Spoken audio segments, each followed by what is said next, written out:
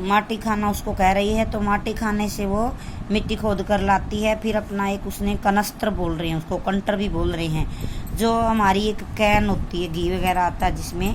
तो उसको क्या किया हुआ है, माटी वाले ने ऊपर से उसके ढक्कन को उतार दिया है और वो चोर से एक डब्बा सा होता है लोही का, उसमें वो माटी भर करके लाती है। फिर लोगों जिसके घर भी देना होता है उसके घर देती है। लोग उसका इंतज़ार करते हैं, क्यों? क्योंकि लोगों को क्या है कि पहले वो मिट्टी से चूल्हा लीपा जाता है, उसके बाद उनका काम शुरू होता है। माटी वाली जो है एक हंसमुख औरत है, इसलिए लोग उसको देखते हैं कि वो हमेशा खुश रहती है।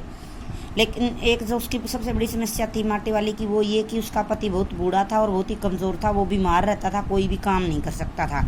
इसलिए वो क्या करती थी, घरों से 1 या 2 रोटी जब उसको मिल जाती थी, तो उन्हीं में से कुछ रोटियां लोगों से छुपा करके, कि कोई ये ना देख ले कि वो रोटी छुपा कर ले जा रही है, उनसे छुपा करके कपड़े में बांध करके अपने पति के लिए लेकर आती थी। वो सूखी रोटियों को भी बड़े चाव के साथ खा लेता था।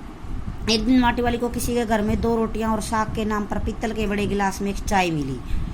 यानी ये साग का मतलब यहाँ पर उसके साथ मतलब वो रोटी खा सकती थी चाय के साथ। उसने एक रोटी कपड़े में लपेट ली और दूसरी चाय के साथ ले ली। माटी वाली ने घर की मालकिन ने पीतल के गिलास को देखकर कहा कि पुरानी चीज़ें, आपके पास ये पुरानी चीज़ें जो आज के ज़माने में देखने को नहीं मिलती, आपके पास ये पीतल का गिलास कैसा है? तो मालकिन ने बड़ा ही सुंदर जवाब दिया कि पुरखों की जुटाई चीज़ें हैं, पुरखों ने पता नहीं किस किस तरह से पैसे बचा कर ये खरीदी होंगी, लेकिन लोग अब इनकी कदर नहीं करते। कहीं ना कहीं मालकिन का कहना ये है कि जो पुरानी चीज़ें होती थी हमारे पूर्वजों की जोड़ी हुई, वो बड़ी कीमती होती थी, और आजकल की चीज़ें बड़ी फैशनदार हैं, जो सस्ती हैं और टिकाऊ नहीं हैं।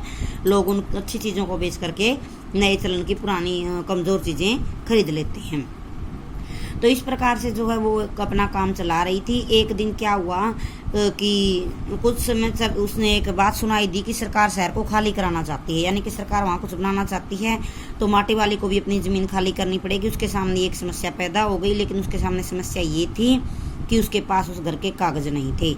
उसी समस्या को लेकर वो माटी डालने गई। वहाँ से एक दिन उसको क्या हुआ कि कुछ पैसे भी मिले और रोटियाँ भी। तो वो रास्ते में आते आते सोचने लगी कि कल क्या होगा पता नहीं, लेकिन आज मैं अपने पति को एक पाव प्याज लेकर के उसकी सब्जी बना करके एक अच्छी रोटी खिलाऊंगी। तो क्या हो जाता है, जब वो घर जाकर देखती है सब्जी बना करके, जब उसको रोटियां देने के लिए जाती है तो देखती है कि पति मर चुका है। इस तरह से उसकी समस्या दोगुनी हो जाती है। पूरा शहर क्या हो जाता है, विस्थापित हो जाता है, लेकिन माटी वाली के पास पैसे और कागज़ नहीं है। इस कारण माटी वाली वहीं रह जाती है, बैठी देखती रहती है लोगों को और बोलती रहती है कि यहाँ तो क्या है, शमशान की ज़मीन भी बिक गई है। इस पाठ को पढ़ना है और समझना है। Thank you.